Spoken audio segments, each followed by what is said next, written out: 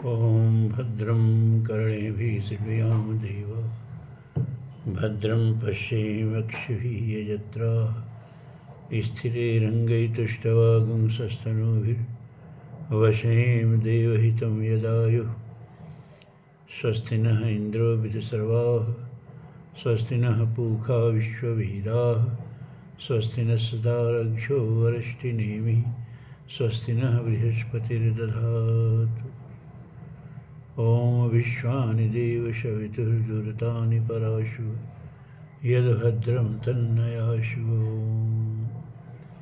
नारायणं नमस्कृत्यं नरं चैव नरोत्तमं देवीं सरस्वतीं व्यासं ततो जयमुदीरयेत्।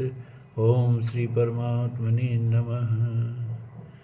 धर्म प्राण सज्जनों, महाभारत की कथा आप सुन रहे हैं। अर्जुन गए हैं इंद्रलोक में, वहाँ शस्त्रास्त्र में पारंगत होने के लिए और गंधर्व विद्या सीखने के लिए। और उनके यहाँ युधिष्ठिर से और पांडवों से वादा करके गए थे कि अब 5वें वर्ष में आ जाएंगे। अब 4 वर्ष बीत गए हैं, तो अर्जुन की प्रतीक्षा करने के लिए ये लोग बद्रिकाश्रम में नर नारायण ऋषि के आश्रम में ठहरे हुए हैं। वहाँ इन लोगों की भेंट होती है अर्ष्टिसेन के नाम से एक संत से। तो 2-4 लाइन इनका उपदेश का मुझे अच्छा लगा, तो हमने कहा इसमें कोई कथा नहीं है, लेकिन 2-3 बातें मुझे अच्छी लगी, तो हमने कहा इसको आपको सुनाते हूँ। जन्मेजय कह रहे हैं, वैशंपायन कह रहे हैं जन्मेजय से, राजर्षि अर्ष्टिसेन तपस्या द्वारा अपने सारे पाप दग्ध कर दिए थे। राजा युधिष्ठिर ने उनके पास जाकर बड़ी प्रसन्नता के साथ अपना नाम बताते हुए उनके चरणों में मस्तक रखकर प्रणाम किया।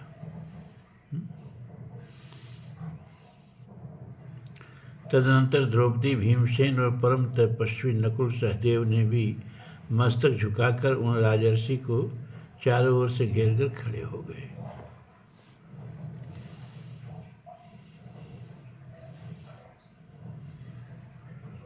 उसी प्रकार पांडवों के पुरोहित धर्मज्ञ धौम्य जी, कठोर व्रत का पालन करने वाले राजर्षि अर्ष्टिसेन के पास यथोचित शिष्टाचार के साथ उपस्थित हुए। उन धर्मज्ञ मुनि अर्ष्टिसेन ने अपनी दिव्य दृष्टि से कुरुश्रेष्ठ पांडवों को जान लिया और कहा, आप सब लोग बैठें। महातपस्वी अर्ष्टिसेन ने भाइयों सहित कुरुश्रेष्ठ युधिष्ठिर का यथोचित आदर सत्कार किया, और जब वे बैठ गए तब उनसे कुशल समाचार पूछा। कुंती नंदन, कभी झूठ की ओर तुम्हारा मन नहीं जाता? यही सब सुनाने के लिए हमने ही इसको चयन किया कि आप लोगों को सुनाएं, क्योंकि युधिष्ठिर पर ही नहीं, अपने पर भी इसको धाते चल रहा है ना। कुंती नंदन, कभी झूठ की ओर तो तुम्हारा मन नहीं जाता? तुम धर्म में लगे रहते हो ना।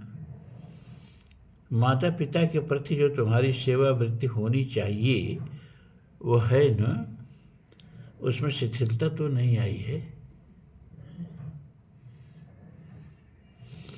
क्या तुमने समस्त गुरुजनों, बड़े बूढ़ों और विद्वानों का सदा समादर किया है? पार्थ, अर्जुन को ही पार्थ नहीं कहते हैं, जो वो प्रतापुत्र थे। भीम को भी पार्थ कहीं कहीं कहा गया है, युधिष्ठिर को भी कहा जा रहा है, अर्जुन को भी तो पार्थ बार बार भगवान कृष्ण कहते ही थे। तो पार्थ, कभी पाप कर्मों में तो तुम्हारी रुचि नहीं होती? कुरुश्रेष्ठ, क्या तुम अपने उपकारी को उसके उपकार का यथोचित बदला देना जानते हो? क्या तुम्हें अपना अपकार करने वाले मनुष्य की उपेक्षा कर देने की कला का ज्ञान है? तुम अपनी बड़ाई तो नहीं करते? देखिए कितने छोटा सा वाक्य है, लेकिन बड़ा महत्वपूर्ण है कि तुम अपनी बड़ाई तो नहीं करते। अपनी तुलसी ने अपनी बड़ाई अपने मुख से करने को सबसे घोर निंदा कहा है। मानस में लिखते हैं कि छीजे ही निश्चर दिन अरु राति, और निज मुख सुकृत कहे जही भांति। तो तुम अपनी बड़ाई तो नहीं करते। क्या तुमसे यथायोग्य सम्मानित होकर साधु पुरुष तुम पर प्रसन्न रहते हैं? क्या तुम वन में रहते हुए भी सदा धर्म का ही अनुसरण करते हो? यही सब सुनाने के लिए ये अध्याय मैंने चुना है। पार्थ, तुम्हारे आचार व्यवहार से पुरोहित धौम जी को क्लेश तो नहीं पहुंचता है? कुंती नंदन, क्या तुम दान, धर्म, तप, शौच, सरलता और क्षमा आदि के द्वारा अपने बाप दादों के आचार व्यवहार का अनुसरण करते हो? पांडुनंदन, प्राचीन राजर्षि जिस मार्ग से गए हैं उसी पर तुम भी चलते हो न? कहते हैं, जब इस बात को बहुत ध्यान से सुनिएगा, स्वेशे किल कुले जाते पुत्रे ना नबतरि वा पुनः पितरः पितृलोकस्था शोचन्ति च हसन्ति च। कहते हैं, जब जब अपने अपने कुल में पुत्र तथा नाती का जन्म होता है, तब तब पितृलोक में रहने वाले पितर शोक मग्न होते हैं और हंसते भी हैं। यानी प्रसन्न भी होते हैं और दुखी भी होते हैं, दोनों साथ साथ होते हैं। शोक तो उन्हें यह सोचकर होता है कि क्या हमें इसके पाप में हिस्सा बटाना पड़ेगा। अगर यह पापी निकल गया, दुराचारी निकल गया तो हमारा क्या होगा। और हंसते इसलिए हैं कि क्या हमें इसके पुण्य का कुछ भाग मिलेगा। यदि ऐसा हो तो बड़ी अच्छी बात है। देखिए, बहुत गंभीर बात कहा गया है इस श्लोक में। देखिए, गर्भ का बच्चा जो है ना, वो गर्भ को ही पूरा संसार समझता है। ये मत समझना कि उसके अंदर समझ नहीं होती, अंडरस्टैंडिंग नहीं होती है। साइलेंस क्राई करके एक इंग्लिश की फिल्म आई थी, तो आप लोग शायद देखे होंगे। तो उसमें दिखाया था, साइलेंस क्राई का मतलब है, दिखाया था कि जब एबार्शन होता है ना, 5 महीने 6 महीने के बच्चे का भी लोग एबार्शन करा देते हैं, तो उस समय जो इंस्ट्रूमेंट उस बच्चे के काटने के लिए अंग अंग जाता है ना, तो बच्चा बहुत मतलब डर करके और आश्चर्य से चीखता है। उसकी आवाज़ बाहर आती नहीं है, लेकिन वह चिल्लाता है। वो सोचता है, अरे क्या ये माँ के गर्भ में भी हम सुरक्षित नहीं हैं? माँ के गर्भ में भी हम सुरक्षित नहीं हैं। वो चीखता है बच्चा। पूरी फिल्म इसी पर आधारित थी, साइलेंस क्राई। तो गर्भ का बच्चा जैसे उस गर्भ को ही पूरा संसार समझता है, और उसमें जब उसको कोई संकट उपस्थित होता है तो आश्चर्यचकित भी होता है। अच्छा, गर्भ का बच्चा हंसता भी है और गर्भ का बच्चा रोता भी है, लेकिन उसको ये नहीं मालूम होता है, वो हाथ पांव भी चलाता है। भागवत में एक श्लोक आता है ना, उत्क्षेपणम गर्भगतस्य पादयो किम कल्पते मातुर्धोक्ष जाग से अस्ति नास्ति अव्यपदेश विभूषितम तवासि कुक्षे कियतप अनन्यः। ब्रह्मा स्तुति करते हैं श्रीमद् भागवत के 10वें स्कंद का 14वां अध्याय। भगवान की परीक्षा लेने के लिए ब्रह्मा जी सब ग्वाल बाल चुरा लिए, सब बछड़ा चुरा लिए। तो भगवान अपनी माया से वैसे ही ग्वाल बाल बना दिए, वैसे ही बछड़े बना लिए, वैसे ही डंडा बना लिए, वैसे ही रस्सी बना लिए सब।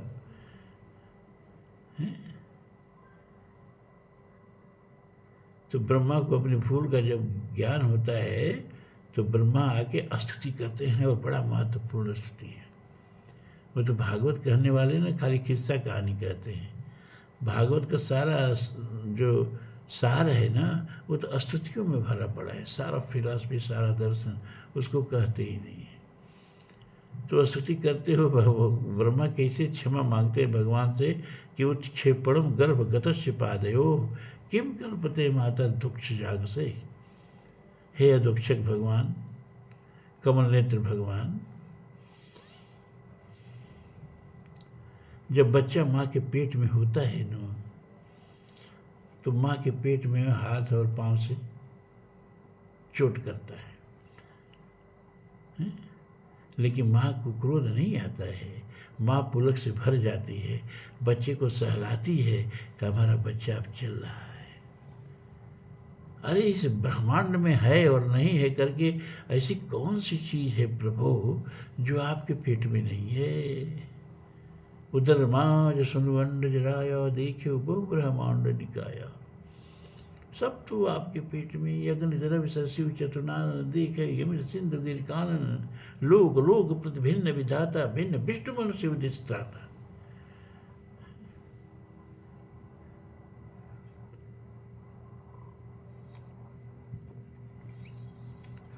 सब तो आपके गर्भ में ही है। तो मैं भी जो आपके गर्भ का बच्चा हूँ, मेरे जैसे असंख्य ब्रह्मा, एक से एक प्रभाव वाले ब्रह्मा हैं, देखे शिव विष्णु अनेका अमित प्रभाव एक तेही का। हम सब तो आपके गर्भ के बच्चे ही हैं ना। तो अगर कहीं उल्टा सीधा हाथ पांव चल गया है प्रभु, तो हम दंड के भागी नहीं हैं, हम तो आपकी कृपा के भागी हैं।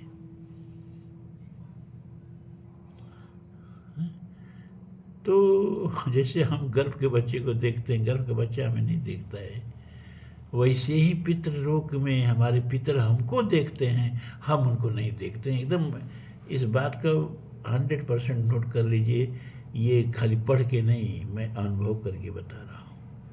तू कहता कागज के लिए कि मैं कहता निज नैनन देखी। वे हमें देखते हैं, हम उन्हें नहीं देखते हैं। हम अच्छे कर्म करते हैं तो वहाँ बड़े सम्मान से आपस में देखो मेरा पुत्र मेरी संतति क्या कर रहा है, उनका सम्मान वहाँ बढ़ जाता है पितृलोक में, पितरों का। यहाँ अगर हम कोई अच्छे कार्य धार्मिक कार्य करते हैं तो, और जब हम कोई बुरा काम करते हैं तो उनका शर्म से सिर झुक जाता है। इसीलिए जब औलाद पैदा होती है तो पितर हंसते भी हैं और रोते भी हैं।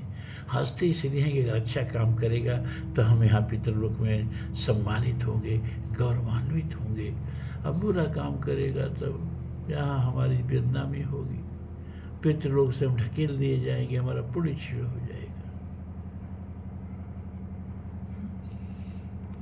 पार्थ, जिसके द्वारा माता पिता अग्नि गुरु और आत्मा इन 5 का आदर होता है, वह यह लोक और परलोक दोनों को जीत लेता है। तो युधिष्ठिर कहते हैं, भगवान आचार्य चरण, आपने मुझे वह धर्म का निचोड़ बताया है। मैं अपनी शक्ति के अनुसार यथोचित रीत से विधिपूर्वक इसका पालन करूँगा। अब आगे कथा आती है कि पांडवों का अरष्टसेन के आश्रम पर निवास, द्रौपदी के अनुरोध से भीमसेन का पर्वत के शिखर पर जाना और यक्षों तथा राक्षसों से युद्ध करके मणिमान नामक राक्षस का वध करना। ये वन पर्व में ये कथा है। 160वां अध्याय अब शुरू हो रहा है। जन्मेजय ने पूछा, ब्रह्मन, गंधमादन पर्वत पर अरष्टसेन के आश्रम में मेरे समस्त पूर्व पितामह दिव्य पराक्रमी महामना पांडव कितने समय तक रहे? वे सभी महान पराक्रमी और अत्यंत बल पौर्य से संपन्न थे। वहां रहकर उन्होंने क्या किया?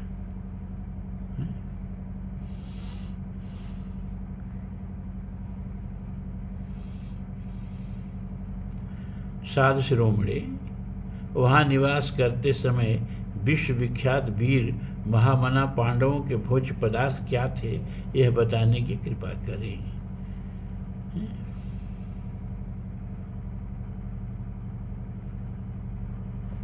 तो वैशंपायन उत्तर देते हैं, राजन, अप्रतिम तेजस्वी अरष्टसेन का यह अपने लिए हितकर वचन सुनकर भरत कुलभूषण पांडवों ने सदा उनके आदेश का उसी प्रकार पालन किया।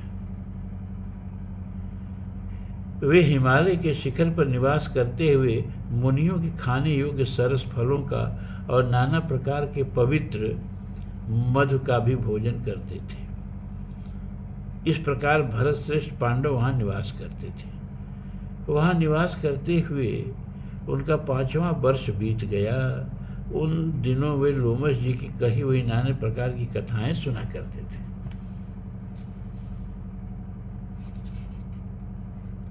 राजन, घटोत्कच यह कहकर कि मैं आवश्यक समय पर उपस्थित हो जाऊंगा, सब राक्षसों के साथ पहले ही चला गया था। अरष्टसेन के आश्रम में रहकर अत्यंत अद्भुत दृश्यों का अवलोकन करते हुए महामना पांडवों के अनेक मास व्यतीत हो गए। उनका अंतःकरण शुद्ध था और वे संयम नियम के साथ उत्तम व्रतों का पालन करने वाले थे।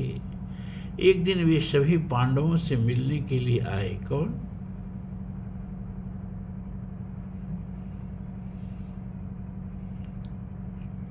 भरत शिरोमणि पांडवों ने उनके साथ दिव्य चर्चाएं की, अरष्टसेन के साथ। तदनंतर कुछ दिनों बाद एक महान जलाशय में निवास करने वाले महानाग रिद्धिमान को गरुड़ ने सहसा झपट्टा मारकर पकड़ लिया। उस समय वह महान पर्वत हिलने लगा, बड़े बड़े वृक्ष मिट्टी में मिल गए। वहाँ के समस्त प्राणियों तथा पांडवों ने उस अद्भुत घटना को प्रत्यक्ष देखा। तत्पश्चात उस समय पर्वत के शिखर से पांडवों की ओर हवा का एक झोंका आया, जिसने वहाँ सब प्रकार के सुगंधित पुष्पों की बनी हुई बहुत सी सुंदर मालाएं लाकर बिखेर दी। पांडवों ने अपने सुहृदों के साथ जाकर उन मालाओं में गुथे हुए दिव्य पुष्प देखे, जो 5 रंग के थे। यशस्विनी द्रौपदी भी उन फूलों को देखी। तदनंतर उसने समय पाकर पर्वत के एकांत प्रदेश में सुखपूर्वक बैठे हुए महाबाहु भीमसेन से कहा, भरत श्रेष्ठ, गरुड़ के पंख से उठी हुई वायु के वेग से उस महान पर्वत से जो 5 रंग के फूल अश्वत्था नदी के तट पर गिराए गए थे, उन्हें सब प्राणियों ने प्रत्यक्ष देखा। मुझे याद है, खांडव वन में तुम्हारे महामना भाई सत्य प्रतिज्ञ अर्जुन ने गंधर्वों, नागों, राक्षसों तथा देवराज इंद्र को भी युद्ध में आगे बढ़ने से रोक दिया था। बहुत से भयंकर मायावी राक्षस उनके हाथों मारे गए और उन्होंने गांडीव नामक धनुष भी प्राप्त कर लिया। ये कथा हम आप लोगों को सुना चुके हैं। आर्यपुत्र, तुम्हारा पराक्रम भी इंद्र के ही समान है। तुम्हारा तेज और बाहुबल भी महान है। वह दूसरों के लिए दुस्सह एवं दुर्धर्ष है। भीमसेन, मैं चाहती हूँ कि तुम्हारे बाहुबल के वेग से थर्राकर संपूर्ण राक्षस इस पर्वत को छोड़ दें और 10 दिशाओं की शरण ले लें। तत्पश्चात विचित्र मालाधारी एवं शिव स्वरूप इस उत्तम शैल शिखर को तुम्हारे सब हृदय भय और मोह से रहित होकर देखें। भीम, दीर्घकाल से मैं अपने मन में यही सोच रही हूँ, मैं तुम्हारे बाहुबल से सुरक्षित हो इस शैल शिखर का दर्शन करना चाहती हूँ। ये पढ़ते समय आप देख रहे होंगे मुझे हंसी आ रही है। हंसी क्यों आ रही है? ये द्रौपदी है क्या? है? एक बार भीम को नींद नहीं आ रही थी। अब आगे की कथा थोड़ा हम सुना दें आप लोगों को। तो उठ के गाने लगे। भीमसेन को रात को नींद नहीं आ रही थी, तो रात बिताने के लिए उठ के गाने लगे।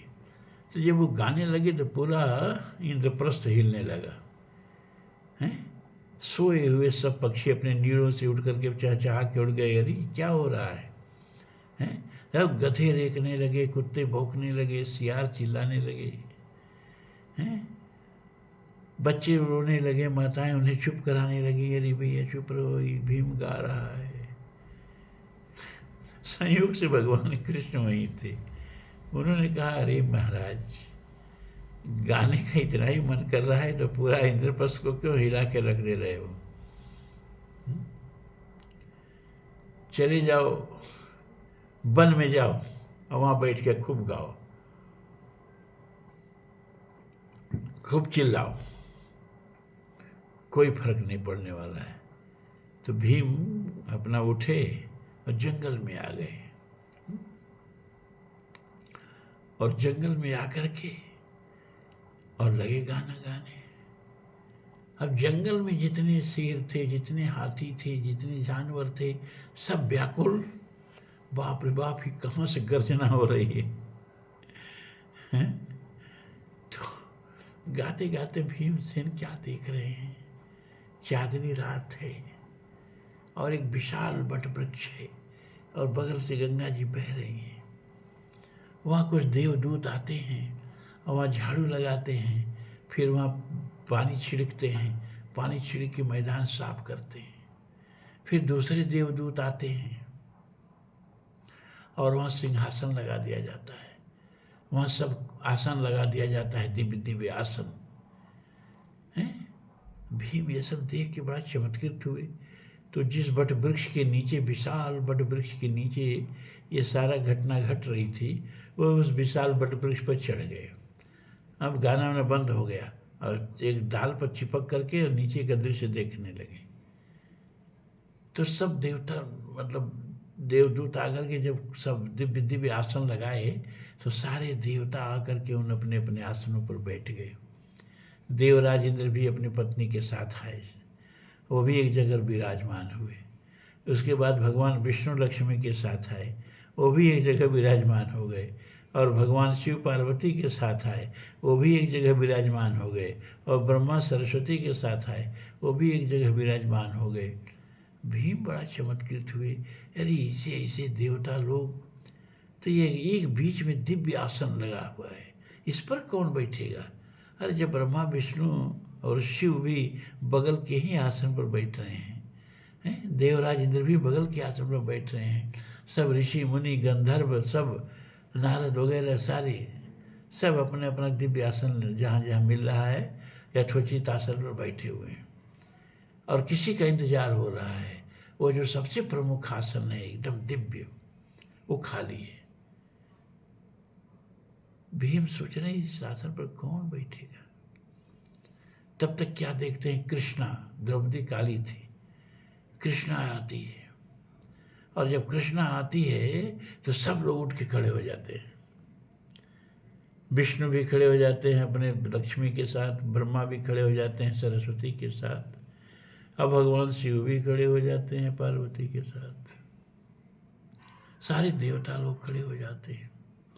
और तब द्रौपदी जो है अपने दिव्यासन पर विराजमान होती है और चारों तरफ दृश्य दौड़ाती है, और दृश्य दौड़ा के कहती हैं कि सब तो है, भीम कहाँ रह गया। अब जब उसने ये आवाज़ कही भीम कहाँ रह गया, तो भीम के पूरे शरीर में सुरसुरी हो गई, हाथ पांव कांपने लगे, और जिस डाल को पकड़ के बैठे थे उस डाल से बंधन छूट गया और बम से नीचे गिर पड़े। जब नीचे गिर पड़े तो न वहाँ कोई आसन है, न सिंहासन है, न कोई देवता है, न द्रौपदी है। अब उठे धूल झारे और चुपचाप आकर के अपने महल में सो गए। सुबह हुआ तो सारी घटना अपनी माता से बताए।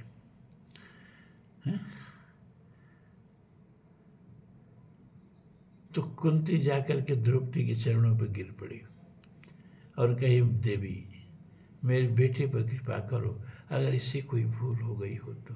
अब भूल क्या हो गई थी, हैं जो पांचों पांडव थे ना, तो उनका सब द्रौपदी के साथ रहता था कि एकांत कौन एकांत में इनके साथ कितने दिन रहेगा, और दूसरा कोई इसमें मतलब जा नहीं सकता। तो द्रौपदी उस समय युधिष्ठिर के साथ थी।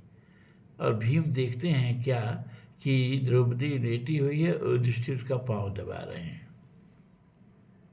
अब यही सोच के भीम पगला गए थे और रात भर नींद नहीं आ रही थी, गा रहे थे, ये भैया द्रौपदी का पाँव दबा रहे हैं। तो द्रौपदी क्या थी उनको समझ में आया। दरअसल ये द्रौपदी काली की अवतार थी, काली की अवतार थी। और जब अद्भुत रामायण में कथा आती है कि सहस रावण ने भगवान राम को मार दिया, वो गरुड़ पर से गिर पड़े, मृतक होके गिर पड़े। भगवती भी पीछे बैठी थी, भगवती के कहने पर ही तो गए थे सहस रावण से युद्ध करने। तो भगवती सीता ने तब जब पति को अपने मृतक देखी, मरा हुआ देखी, तो रुद्र रूप, काली रूप धारण कर ली। और सहस रावण की एक विशेषता थी, उसका एक बूंद रक्त गिरता था तो 1000 रावण तैयार हो जाते थे। अब जीव निकाला और खप्पर हाथ में लिया और वध करते जाती थी, और जीव से रक्त चाटती जाती थी, खप्पर से रक्त पीती जाती थी। एक बूंद रक्त का धरती पर गिरने नहीं दी, क्योंकि उसको वरदान था कि धरती पर तेरा एक बूंद रक्त गिरेगा तो 1000 रावण तैयार हो जाएंगे। तो जब मार डाले सारे रावण को, उसकी सारी सेना को, सहस रावण, आई रावण नहीं, लंका वाला नहीं, उसके बाद की घटना है। तो इनका भूख शांत नहीं हुई है, और सारी सृष्टि को मारने का और संहार करने का अभियान शुरू कर दिया। अब सारी सृष्टि में त्राही त्राही मच गई, और कोई किसी हिम्मत नहीं पड़ी कि जाके देवी को शांत करावे। लोग शिव जी के पास गए, शिव जी ने कहा चलो भाई हमें ये बड़ा बलि चढ़ाते हैं। तो शिव जी आकर के रास्ते में जिधर वो प्रलय करती हुई बढ़ रही थी लेट गए। तो शिव जी के वक्ष पर पाँव पड़ गया सीता जी का, भगवती काली का, काली रूप है उस समय। तो देखे कह रहे नीचे पाँव के शिव जी, तो संकोच से दांत तले जीभ कट गई, जीभ दबा दिया और अपने नम्र रूप में आ गई हैं। तो वहाँ उनको वरदान दिया शिव जी ने कि आपकी जो भूख है ना अभी रक्त की, आप द्रौपदी बन के अवतार लेगी तो महाभारत में जाकर के आपके रक्त की भूख शांत होगी। तो ये द्रौपदी काली की अवतार थी।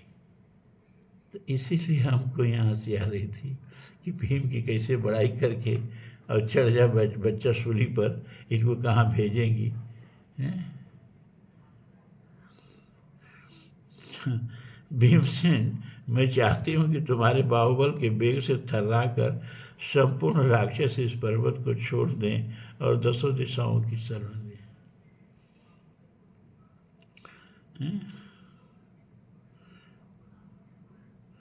द्रौपदी के बात सुनकर परंतप महाबाहु भीमसेन ने इसे अपने ऊपर आक्षेप हुआ सा समझा। जैसे अच्छा बैल अपने ऊपर चाबुक की मार नहीं सह सकता, उसी प्रकार ये आक्षेप उनसे नहीं सहा गया। यहाँ भीम को बैल भी बना दिया। उनकी चाल श्रेष्ठ सिंह के समान थी, वे सुंदर और कनक के समान कांतिमान थे। पांडु नंदन भीम मनस्वी, बलवान, अभिमानी और शूरवीर थे। उनकी आंखें लाल थी, दोनों कंधे हृष्ट पुष्ट थे। उनका पराक्रम मतवाले गजराज के समान था, दांत सिंह के दाढ़ों के समान थे, कंधे विशाल थे, वे शाल वृक्ष की भांति ऊंचे जान पड़ते थे। तो बलवान भीमसेन मदोन्मत्त सिंह और मद की धारा बहाने वाले गजराज की भांति भय और मोह से रहित हो उस पर्वत पर चढ़ने लगे। ललकार के द्रौपदी ने चढ़ा दिया पर्वत पर।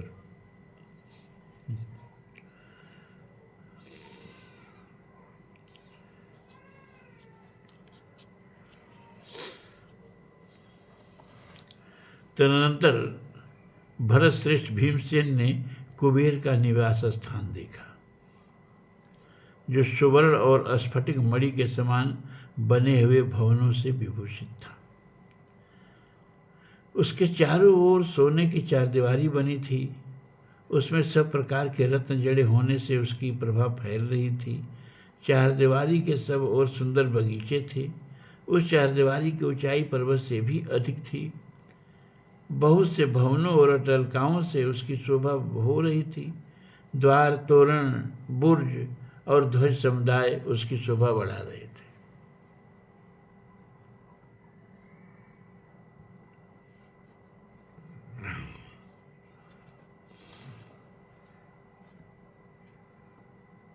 गंधमादन से उठी हुई वायु संपूर्ण सुगंध रस लेकर समस्त प्राणियों को आनंदित करती हुई सुखद मंद गति से बह रही थी।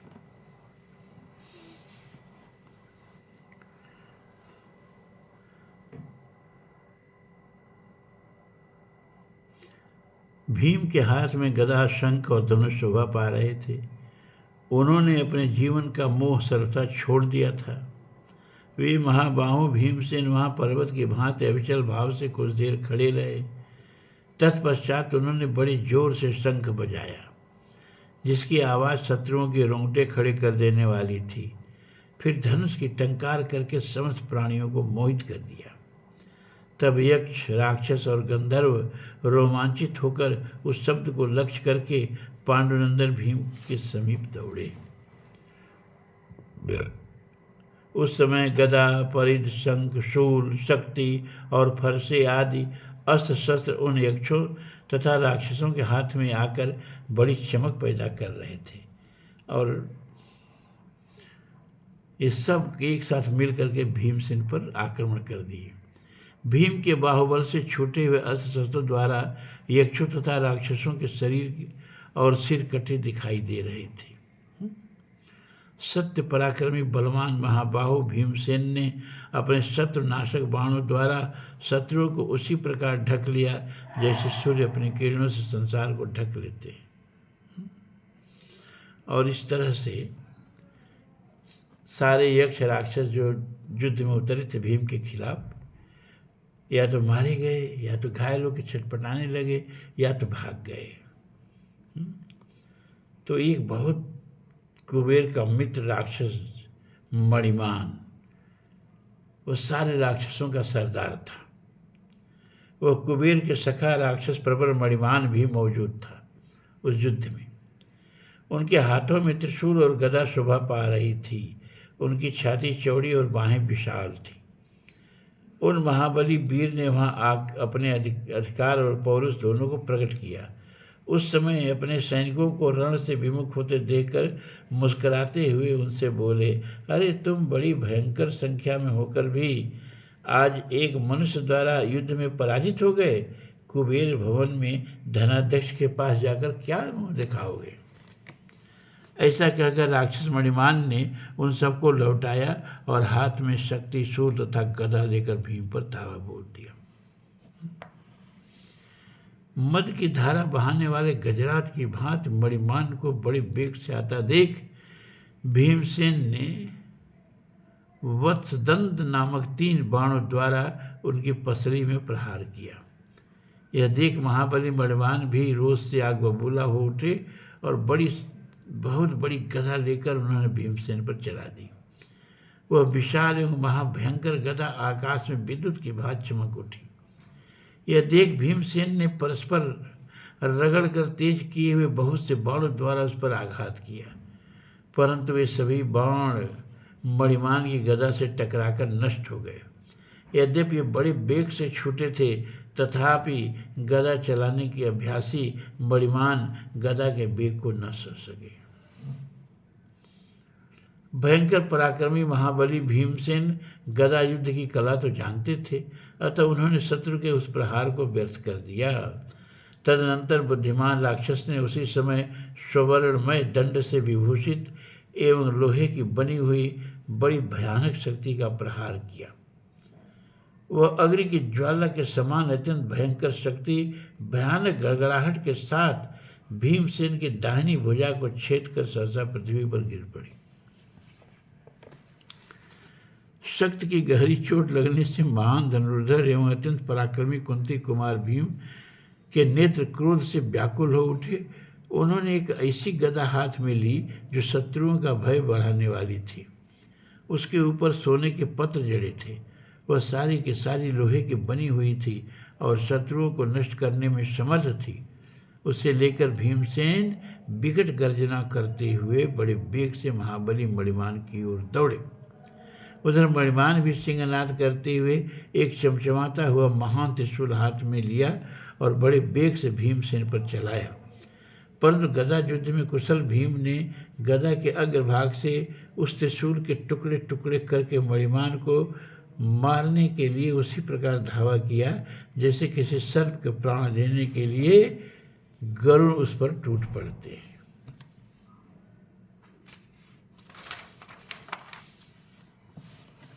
महाबाहु भीम ने युद्ध के मुहाने पर गर्जना करते हुए सहसा आकाश में उछलकर गदा घुमाई और उसे वायु के समान वेग से मणिमान के ऊपर दे मारा, मानो देवराज इंद्र ने किसी दैत्य पर वज्र का प्रहार किया हो।